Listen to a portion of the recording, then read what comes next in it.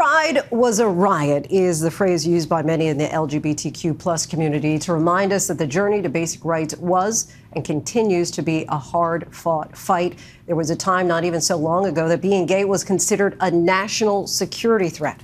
And joining us now is someone who did some of that historical digging for us. James Kirchick joins us now to discuss his new book, Secret City, The Hidden History of Gay Washington. His book takes on a political history path from FDR to President Clinton. James, thanks so much for being here. Thank you for having me. So what inspired the book? Well, I'm very interested in American history and political history and the history of the Cold War. And the more I was reading about presidents during this period and about national security policies, the more I realized that there was this massive story that hadn't been told yet, which is the story of gay people in this period of time. Because around World War II, homosexuality goes from being a sin or a medical condition to being seen as a national security threat. The fear is that gay people could be blackmailed, that they would be traitors, that they would surrender national security secrets to our enemies. And so you see a massive purge of gay men and women from the federal government beginning in the late 1940s and early 1950s. And why now? Explain the timing of the book, not coinciding obviously with the start of Pride Month, but just in 2022.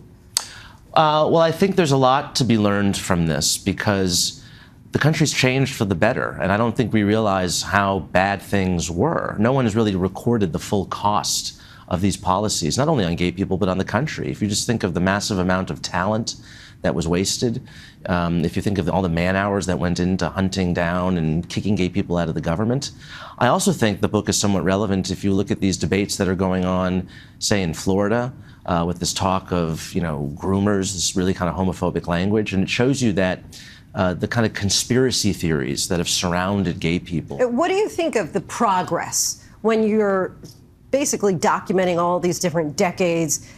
Do you feel like, boy, we've advanced more than I thought we would have, or wow? No, absolutely. I mean, if you think of the status of gay people in America, say in the 1950s, this is a community of people who are medically pathologized by the psychiatric community. It says they say that gay people are mentally ill.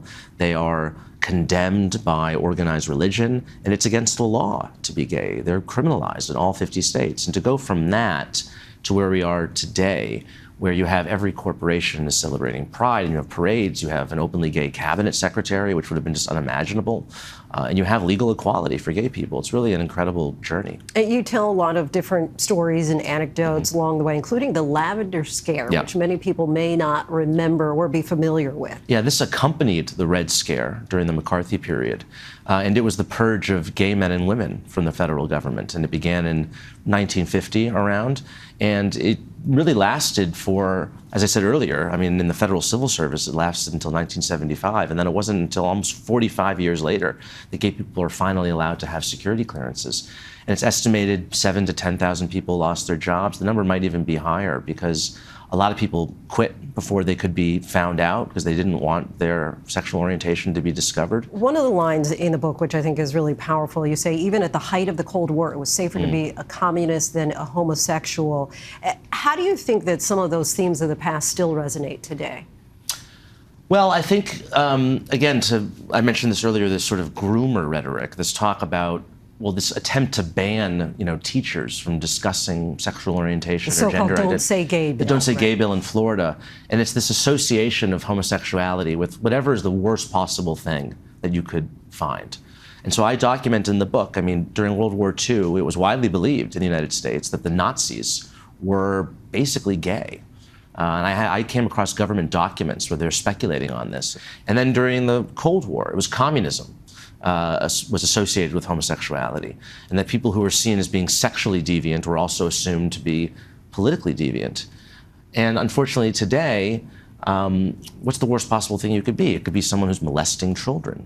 And that seems to be the rhetoric that's unfortunately making a comeback. There are some people who, even with regard to race, they might say, well, why do we have to acknowledge every time we have the first black person, for example, right? And similarly, I've heard people say, well, why do we have to announce someone's sexuality? Why do we have to know that there, is the first openly gay cabinet member, for example? How do you answer that to critics? Well, I think it's especially important for gay people because the reason why gay people were oppressed for so long is because they were in the closet, and they were too afraid to come out and say, hey, I am gay, and it's wrong what you're doing to me. And as long as gay people were in the closet, it was easy for the society to support these sorts of policies because no one knew what a gay person was. Homophobia long thrived on silence, and that the fight against it was really coming out against that silence and speaking out against it. So, James, thank you so much for your time and coming in studio with us today. His book, you can buy it right now, Secret City, The Hidden History of Gay Washington, is now available wherever books are sold. Hi, everyone. George Stephanopoulos here. Thanks for checking out the ABC News YouTube channel. If you'd like to get more videos, show highlights, and watch live event coverage, click on the right over here to subscribe to our channel. And don't forget to download the ABC News app for breaking news alerts. Thanks for watching.